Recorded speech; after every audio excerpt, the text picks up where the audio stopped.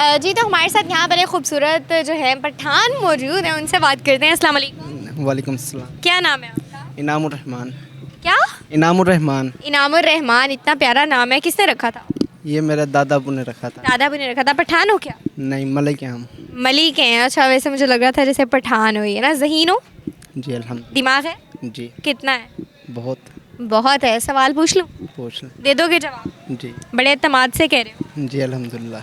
चलें, आप ये बताएं वो कौन सी चीज़ है जिसे आप तोड़ नहीं सकते? सब चीज़ें टूट जाती हैं। एक ऐसी चीज़ है जो नहीं टूटती। I don't know. अभी तो आप कह रहे थे बड़े पूरे एतमाद होके कि जी मेरे पास बड़ा दिमाग। इंसान का जज्बा नहीं तोड़ सकते, बाकी सब चीज़ें तोड़ सकते हैं आप। वाह वाह वाह, ये भी अच्छा है। टूटता वो भी टूट ही जाता है, कोई ना कोई जिंदगी में ऐसा मोड़ आता है कि वो भी टूट जाता है। होना इंसान जब पुख्ता हो तो वो जज्बा नहीं तोड़ सकता कोई। अच्छा खैर, इसका ये आंसर नहीं है। आप